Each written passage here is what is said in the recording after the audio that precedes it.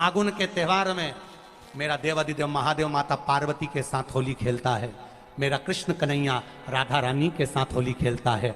आप भी अपने इष्ट मित्रों के साथ होली खेलिए और दिल से खेलिए। एक बात बहुत ध्यान लगाकर सुनिएगा, एक बेलपत्री और उस बेलपत्री में एक चंदन की बिंदी और एक अक्षत का दाना मात्र रखकर भी अगर शिवालय पर चढ़ा दी जाती है,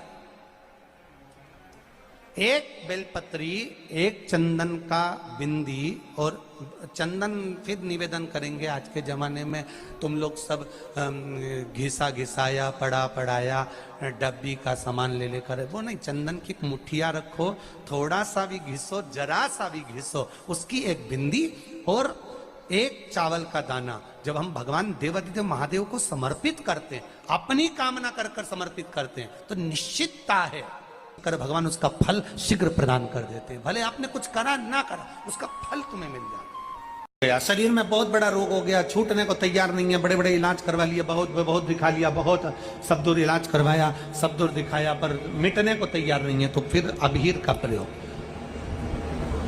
एक चावल का दाना, एक श्वेत पुष्प और अबीर भगवान शंकर को समर्पित कर, धीरे धीरे धीरे धीरे शरीर का रोग अपने आप समाप्त होना प्रारंभ हो जाए। होली में मोटे मोटे डूंड जलाए जाते हैं, डूंडा की राख तैयार होती है, उसका कालापन जो तैयार होता है उसको उठाकर ले आए और कपड़े में उसको छान कर राख तैयार कर कर 3-4 बार छानने के बाद उस भस्म को 12 बजे से 1 बजे के बीच में शिव जी को समर्पित कर देता है और उस भस्म को उठाकर उसमें घी मिलाकर मस्तक पर तिलक लगाकर चले जाता है। वो जिंदगी में कभी हार नहीं सकता, विजय ही पाकर आता है, उसकी कभी हार नहीं हो सकता। 13 तारीख को रात्रि को होली जलेगी, 14 तारीख को खेली जाएगी। 5 मंदिर में हम भी केसरिया जल चढ़ाने के लिए बाबा को जाते हैं। महादेव की होली सीहोर में मनाते हैं, वो 15 मार्च की रहेगी। सीहोर में महादेव की होली होती है, आप लोग आए हो कभी? जैसे तुम्हारे ब्रज में होली होती है, ऐसे हमारे सीहोर में जिस दिन होली जलती है उसके दूसरे दिन नहीं, होली जल के दूसरे दिन तो द्रोणी होती है, उसके दूसरे दिन, मतलब जैसे आज होली जली है तो कल हमारे यहाँ महादेव की होली नहीं होगी, परसों होगी, ऐसा होता है। मतलब एक दिन बीच में छूटता है, क्योंकि उस दिन तो लोगों को सबके अपने अपने परिचितों के यहाँ जाना पड़ता है, कहीं कोई गमी में जा रहा है, कोई होली खेलने जा रहा है, कोई कुछ करने जा रहा है, तो उसके अगले दिन हमारे यहाँ महादेव की होली होगी। मैं सबसे निवेदन करूंगा, कभी मौका लगे तो हम सूचना देंगे आपको, सीहोर की कथा में बोलेंगे, तो कभी मौका लगे तो एक बार महादेव की होली खेलने के लिए आप सीहोर, कभी मौका लगे, तुम ब्रज की होली तो बहुत खेले होगे, एक बार महादेव की होली खेलने सीहोर आओ। हमारा कुबेरेश्वर बाबा भी होली खेलता है, ऐसा रंग में रंगता है कि वो फिर रंग कभी छूटता ही नहीं। एक ही दिन करते हैं वहां, बस एक तो कभी अपने स्वभाव को नहीं बदलना। हम भी उसमें रहते हैं, पूरी होली में आपके साथ में गुलाल खेलने के, हम भी साथ तुम्हारे साथ साथ चलते हैं, क्योंकि हम 5 महादेव के साथ होली खेलने के लिए उस दिन निकलते हैं। 5 महादेव, उस दिन हमारा नियम रहता है 5 महादेव के मंदिर जाना है, उनके साथ रंग खेल कर आना। 5 महादेव के साथ जो रंग खेला वो जिंदगी में पंचम इंद्री हो, चाहे वो कर्म इंद्री हो, चाहे वो ज्ञान इंद्री हो, चाहे वो मन रूपी इंद्री हो, ये सब भगवान के रंग में रंगी रहे, इसलिए हम 5 महादेव के साथ होली खेलने के लिए उस दिन निकलते हैं। कभी आपको मौका लगे तो आप अंदाजा लगाना, जो सीहोर के आसपास के हो या आसपास रहते हो, और छुट्टी मिल जाए तुम्हें होली के समय पर, तो उस समय पर स्मरण करना, जिस दिन होली जलती उस दिन नहीं, उसके दूसरे दिन भी नहीं, उसके तीसरे दिन शिव तत्व। सुबह हम जल्दी उस समय 9 बजे होली खेलने के लिए बाबा के साथ निकल गए। शिव तत्व अहम से, अहंकार से दूर हो जाओ, दिवाली तुमको थोड़ा सा अभिमान सिखा सकती है, रक्षाबंधन तुमको थोड़ा सा अभिमान सिखा सकती है, मकर संक्रांति तुमको थोड़ा सा अभिमान सिखा सकती है। कई माताएं मकर संक्रांति पर सामान बांटती है, कोई कहेगी मैंने चलनी बांटी, कोई के मैं बाल्टी बांटी, कोई के मैं डब्बा बांटी, मैंने तो ये बांटा, मैंने तो थोड़ा सा अहंकार सिखा सकती है मकर संक्रांति भी। रक्षाबंधन भी तुमको अहंकार सिखा सकती है, मैंने तो देखो चांदी की राखी बांधी, मैंने सोने की राखी बांधी, मेरे बहन ने साड़ी दी, मेरे भाई ने ये दिया, मेरे भाई ने, वो भी अहंकार सिखा सकती है। दीपावली भी अहंकार सिखा सकती है कि मेरे पर्दे इतने के लगाए, सोफा सेट इतने का लिया, बेडशीट इतने के लिए, मैंने घर में रंगोली ऐसी डाली, मैंने गुजिया पपड़िया ऐसा बनाया, वो भी अहंकार सिखा सकती है। सारे त्योहार अभिमान सिखा सकते हैं, केवल एक होली ऐसी होती है जो अहंकार से विहीन सिखा सकती है। मालूम नहीं पड़ता व्यक्ति की शान क्या, सत्ता क्या, शोहरत क्या, कौन हो तुम, वो रंग में डूबे हुए हो।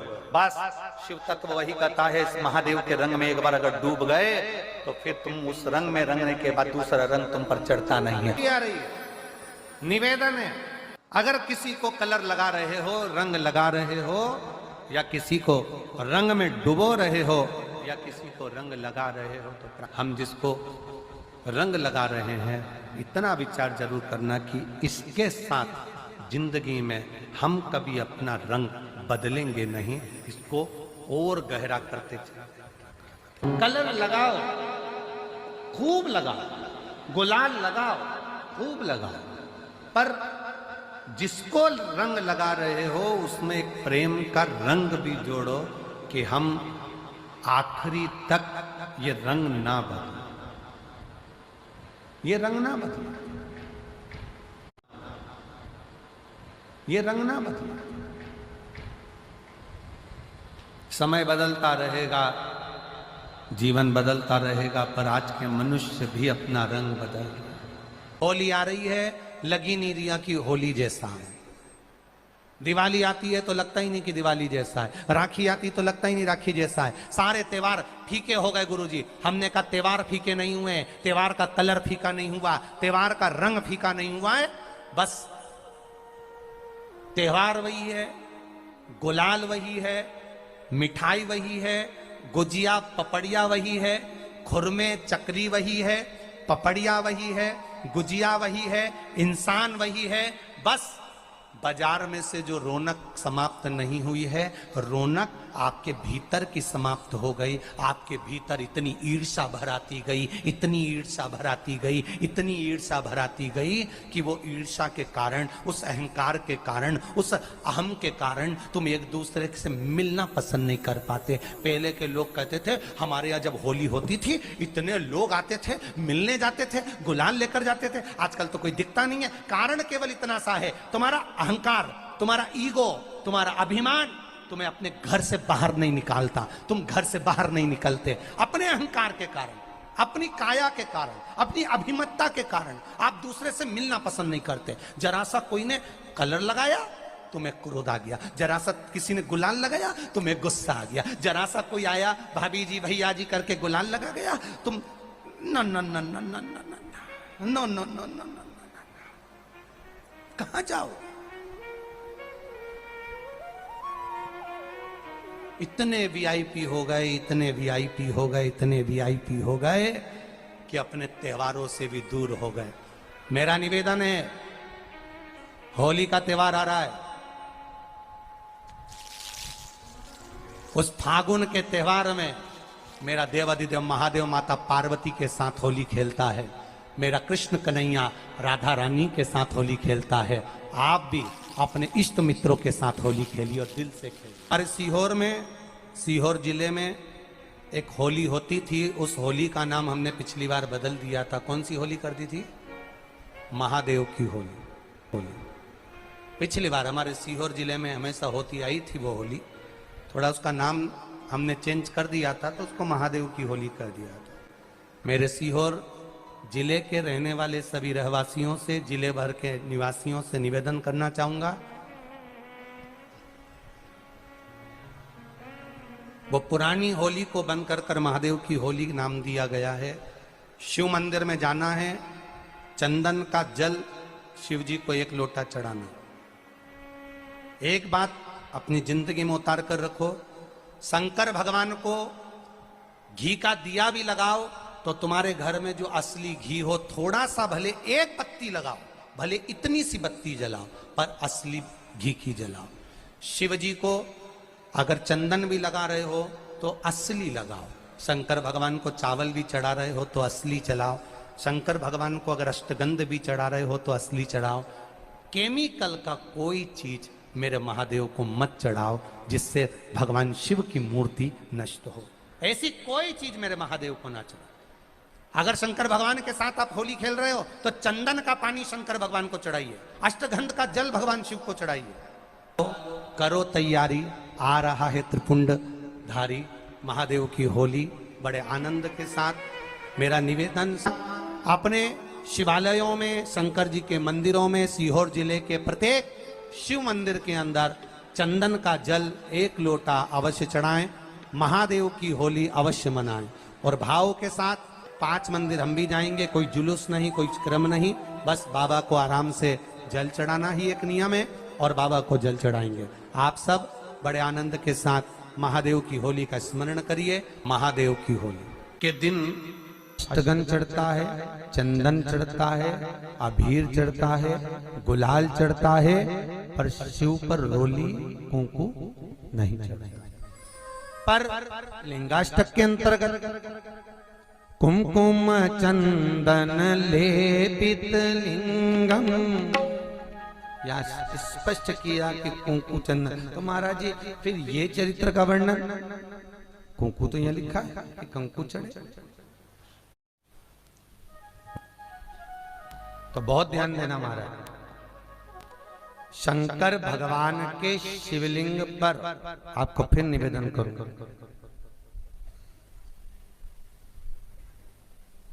भगवान शंकर का ये शिवलिंग है, ठीक है, ध्यान देना। ये माता पार्वती का स्थान है, बीच में शोक सुंदरी, राइट लेफ्ट भगवान के पुत्र, ऊपर 5 कन्या।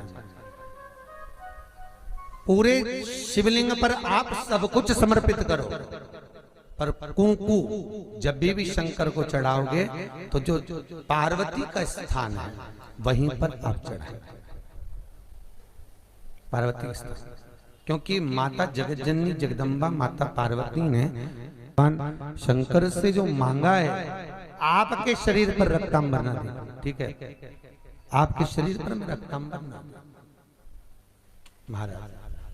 क्योंकि कोई भी पत्नी अपने पति को कभी रक्त में सना हुआ नहीं देखना चाहिए। महादेव की होली के दिन और बेलपत्री की जड़ के नीचे जाकर प्रयास करा करो कि लाल चंदन का जल, लाल चंदन को घिसकर कलश में उस चंदन को डालकर जल भरकर उसको बेलपत्री की जड़ के नीचे सींचन करने का प्रयास करा करो। है कि धीरे धीरे कर कर वो दुख समाप्त होगा, वो दुख हटेगा ही। एक बहुत ध्यान देने वाली बात है कि अगर मान लो कि कहीं पैसा अटक गया है, नहीं आ रहा है, बहुत अथक प्रयास कर लिया, चंदन का जो जल होता है ये व्यक्ति के जीवन में जो धन कहीं रुक गया, अटक गया, नहीं दे रहा, बेलपत्री के वृक्ष के नीचे, जड़ के नीचे सींचन करने से वो प्राप्त होता है। अथर्ववेद में वर्णन किया गया कि पीपल के वृक्ष की जो जड़ होती है, बेलपत्री के वृक्ष की जो जड़ होती है और आंवले के वृक्ष की जो जड़ होती है, इसके नीचे स्वर्ग का निवास होता है। किसका निवास है? स्वर्ग का निवास। जहां पर ये वृक्ष होता है और उस वृक्ष के नीचे बैठकर हम जब किस जल का सींचन कर रहे हैं, जैसे अभी आपको कहा था कि जल में अगर लाल चंदन मिला हो और आप बेलपत्री के जड़ में सींचन कर रहे हैं तो लक्ष्मी की आवक बढ़ेगी। कहीं पैसा अपना अटक गया, नहीं आ रहा, आएगा। पीपल की जड़ में इत्र का जल, पीपल की जो जड़ होती है उसमें इत्र का पानी, थोड़ा सा जल, उसमें थोड़ा सा इत्र का भाग हो महाराज, और आप भगवान पीपल देव, पिपलेश्वर महादेव का स्मरण कर कर पीपल की जड़ में अगर जल चढ़ा रहे हैं और मान लो शरीर में कोई कष्ट हो गया है, शरीर में कोई रोग हो गया है, कोई मालूम पड़े ये हाथ 4 दिन से दुख रहा है, या 4 दिन से ये नस दब गई है, या ये कमर दब रही है, तो आप 2-4 दिन कर देखो। कलश के अंदर जल, जल में इत्र का थोड़ा सा भाग, पीपल की जड़ के नीचे आप उसका सिंचन करिए पिपलेश्वर महादेव के नाम से। उस जल को थोड़ा सा भाग लेकर आ जाओ उसी में से जो चढ़ाया है, और उस स्थान पर जहां कष्ट है उसको लगाना प्रारंभ करिए। 2 दिन 3 दिन कर देखो। प्रैक्टिकल करने में क्या जाता है, सीवर वाला महाराज झूठ बोल रहा हो तो। कभी कभी अगर ऐसा लगे जीवन में कि दुख बहुत ज्यादा आ गया है, बहुत तकलीफ आ गई है, तो लाल चंदन को घिसकर उस लाल चंदन का लेपन भगवान शंकर पर कर कर फिर पानी चढ़ाओ। अगर कोई संकट भारी है और निकट रहा, जैसे किसी नारी का गर्भ नहीं ठहर रहा, 15 साल हो गए, 20 साल हो गए, 25 साल, जैसे इसने लिखा एक माता ने कि 18 साल की बेटी हो गई थी पर संतान में पुत्र नहीं, तो उसने भाव से कथा सुनी। ऐसे आपके भीतर अगर 20 साल हो गए, 25 साल हो गए, 30 साल हो गए, संतान का सुख ही नहीं है, लाल चंदन का लेपन बाबा भोलेनाथ पर करना प्रारंभ करो। पीठिका पर लाल चंदन का लेपन करना प्रारंभ करो। लाल चंदन से बाबा का श्रृंगार करना प्रारंभ करो। एक बेलपत्री पर लाल चंदन, दोनों पत्ती नीचे वाली, जो नीचे की जो 2 पत्ती होती है इस पे लाल चंदन, और बीच वाली पत्ती पर पीला चंदन लगाकर बाबा के शिवलिंग को समर्पित करिए। बाबा से प्रार्थना करिए, रोज प्रार्थना करो। परंतु एक बात का स्मरण रहे, 25 साल हो गए, 20 साल हो गए, 30 साल हो गए, संतान नहीं, तो पहले जल से अभिषेक कराना। अभिषेक कराकर उस जल का आचमन करने के बाद हाथ को खासा करना, धोना। उसके बाद में फिर वापिस बाबा का स्नान कराओ, फिर चंदन का लेपन कराओ, फिर 1 लोटा जल चढ़ाकर बाबा का स्नान कराओ। बाबा का बड़ा सुंदर भाव से लाल चंदन से जो अभिषेक करता है, बाबा को लेपन कर कर फिर जल चढ़ समर्पित करता है, निश्चित है उसकी गोदी मेरा देव अधिदेव महादेव जरूर भरता है। ये निश्चितता है। हम तो बेटियों से भी कहते हैं, जिसका विवाह नहीं हो रहा हो, 25 साल, 30 साल, 27 साल, 28 साल, 32 साल, 40 साल हो गए हो, नहीं हो रहा हो बेटा बेटी का विवाह, उसे लाल चंदन का प्रयोग अशोक सुंदरी वाली जगह पर 7 बिंदी लाल चंदन की लगाकर 7 बेलपत्र 7 बिंदी पर रखिए, और महाराज अपनी कामना कर कर भगवान से आइए। बाबा देगा, करेगा, 3-4 महीने में विवाह पक्का करेगा। ये लाल चंदन की महत्वता है शिव तत्व। रोग बढ़ गया, बेलपत्री के वृक्ष के नीचे दीप लगाना प्रारंभ करो। बाबा से विनती कर कर घी का दिया लगाइए बेलपत्र वृक्ष के नीचे, बाबा से निवेदन करिए, रोग निवारण। एक लाल चंदन होता है, एक पीला चंदन होता है, 2 तरह का चंदन होता है। जैसे अगर हफ्ते में एक बार, कितने समय में, जम के बोलो जरा, हफ्ते में एक बार प्रयास करा करो कि लाल चंदन का पानी हम शिव जी को समर्पित करें। और लाल चंदन का पानी अगर शंकर जी को समर्पित कर रहे हो तो शिव मंदिर में चढ़ाने के बाद में थोड़ा सा पानी बचा हुआ किसी बेलपत्री के वृक्ष के नीचे समर्पित करो। बचा हुआ किसी बेलपत्री के वृक्ष के नीचे समर्पित करो। किसी भी बेलपत्र के वृक्ष के नीचे लाल चंदन का पानी थोड़ा समर्पित करें। जैसे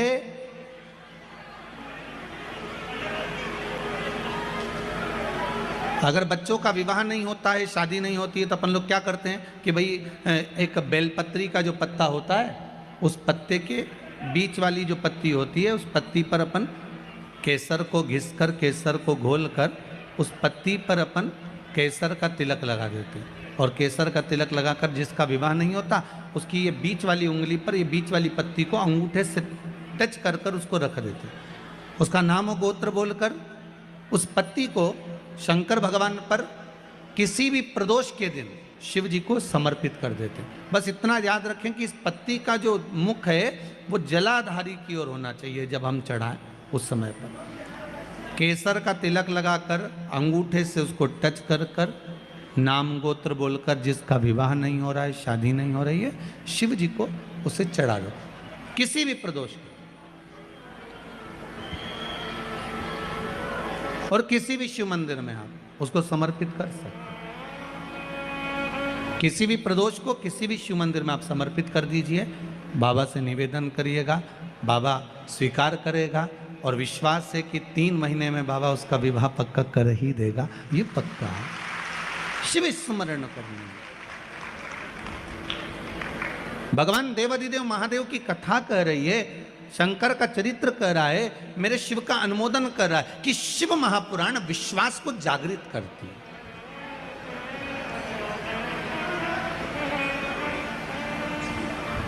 शिव महापुराण विश्वास को जागृत करने का कार्य करते हैं।